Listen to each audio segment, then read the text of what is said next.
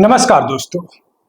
क्या आप जानते हैं कि कभी कोई मृत व्यक्ति सुप्रीम कोर्ट पहुंच जाएगा? जो मृत हो चुका है, जिसको मृत घोषित कर दिया गया है, क्या वो कभी देश का सबसे सर्वोच्च न्यायालय, उच्चतम न्यायालय में क्या वो पहुंच जाएगा? एक मैं आपको फोटो दिखा रहा हूं सबसे पहले। और एसआईआर बिहार में चल रहा है। एसआईआर को लेकर घमासान मचा है। बिहार से लेकर सुप्रीम कोर्ट तक लोग जा रहे हैं। धीरे धीरे मृत्यु जिसको घोषित कर दिया गया है, मृत्यु जिसकी हो गई, वो लोग सुप्रीम कोर्ट जा रहे हैं। विस्तार से खबर बताऊंगा। बहुत बड़ी अपडेट निकल कर सामने आ रही है। तो आप सोच सकते हैं कि देश में चल क्या रहा है। एक फोटो आप देखिए पहले। न्यूज 24 ने एक फोटो अपलोड किया है सोशल मीडिया पर, और सोशल मीडिया पर तमाम बातें मैं आपको भी दिखाऊंगा। लेकिन सबसे पहले देखिए न्यूज 24 के फोटो को, जिसमें लिखा है जिसको एसआईआर में मरा हुआ बताया वो शख्स पहुंचा एससी अर्थात सुप्रीम कोर्ट। देखिए, जिसको एसआईआर में मरा हुआ बताया गया वो पहुंच गया है सुप्रीम कोर्ट। और एसआईआर स्पेशल इंटेंसिव रिवीजन, विशेष गहन संशोधन किए जा रहा है बिहार में। और सोचिए आज आप कि आज क्या हमारे देश का जो इलेक्शन कमीशन ऑफ इंडिया, जिसमें बहुत पढ़े लिखे लोग जाते हैं, क्या उनकी शिक्षा पर सवाल नहीं खड़ा होना चाहिए? आखिरकार जो जीवित व्यक्ति हैं उनको मृत कैसे घोषित कर दिया जा रहा है एसआईआर में? एसआईआर हो रहा है बिहार में, और एसआईआर में सोचिए जो व्यक्ति जिंदा है, जो वोट दे सकता है, जो वोटर है, उसको मृत बताया जा रहा है। लोकतंत्र को मजाक बना दिया गया है दोस्तों। हमारा भारत देश दुनिया का सबसे बड़ा लोकतांत्रिक देश है, फिर भी यहाँ के ऑफिसर देखिए किस प्रकार से काम कर रहे हैं।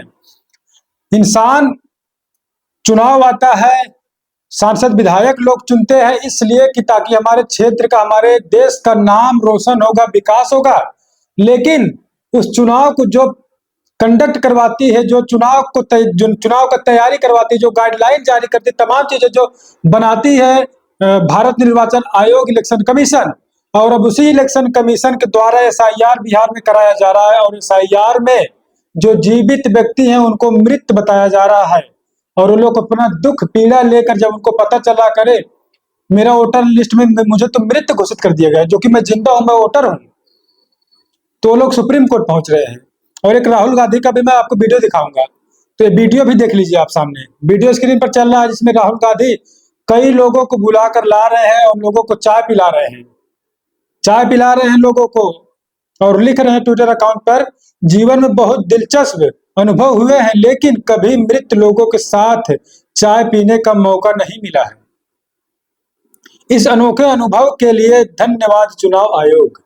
तो कह रहे हैं जीवन में मैंने बहुत अनुभव किया, लेकिन मृत लोगों के साथ कभी चाय पीने का मौका नहीं मुझे प्राप्त हुआ, नहीं मिला।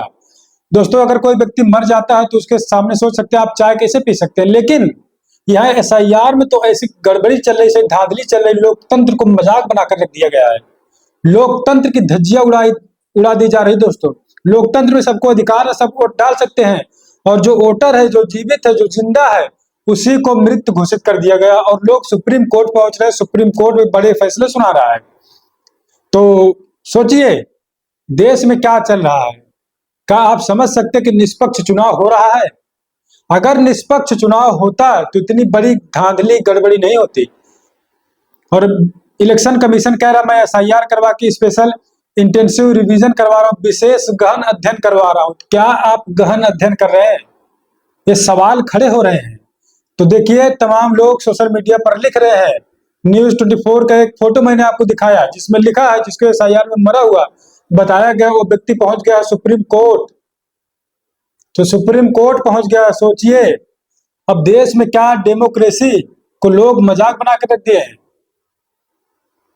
तो आप सोचिए अब चुनाव आयोग कितना निष्पक्ष चुनाव करवाता है, कितनी निष्पक्ष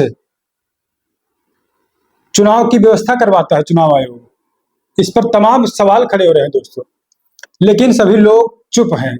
हालांकि विपक्ष पूरी तरीके से, राहुल गांधी अगर देखा जाए, राहुल गांधी भी लगातार इस चीज को लेकर प्रेस कॉन्फ्रेंस कर रहे हैं, मीटिंग कर रहे हैं, कभी प्रोटेस्ट कर रहे हैं, दिल्ली पे धरना प्रदर्शन कर रहे हैं, चुनाव आयोग से मुलाकात करने का प्रयास कर रहे हैं, उनको डिटेन किया जा रहा है, तमाम सांसदों को डिटेन किया जा रहा है, हिरासत में लिया जा रहा है। ये तमाम चीजें चल रही देश में। और मैं बताऊं कि उससे पहले, सबसे पहले ईवीएम पर और साथ ही साथ इलेक्शन कमीशन पर बीएसपी सुप्रीमो मायावती जी ने, उन्होंने पहले ही आशंका जता दी थी कि ये सारी चीजें जो मशीन से इलेक्शन हो रहे हैं तो एक गड़बड़ी हो रहे हैं, कभी भी मशीन से निष्पक्ष चुनाव नहीं कराए जा सकते। तो आप समझिए, जिस देश ने मशीन को बनाया वहां पर खुद ही चुनाव एक मशीन से नहीं होता है, फिर भी आज हमारे देश में क्यों मशीन है, ये बड़ा सवाल है दोस्तों। देशवासियों का बड़ा सवाल है कि जो देश मशीन बना रहा है, जो विकसित देश है, डेवलप्ड कंट्री है, वहां पे मशीन से चुनाव नहीं होता है, वहां बैलेट पेपर का इस्तेमाल किया जाता है, बैलेट पेपर से चुनाव होता है। लेकिन जहां पर मशीन बनी ही नहीं, वो देश मशीन पर विश्वास कर रहा है, इलेक्ट्रॉनिक चीज पर विश्वास कर रहा है, जिसको कभी भी हैक किया जा सकता है। और आप समझ सकते हैं आज कितनी कभी बैंक हैक हो रहे हैं, किसी के अकाउंट हैक हो रहे हैं, तमाम ऐसी चीजें, गड़बड़ियां, धोखाधड़ियां, स्कैम आपके बीच देखने को मिलते होंगे।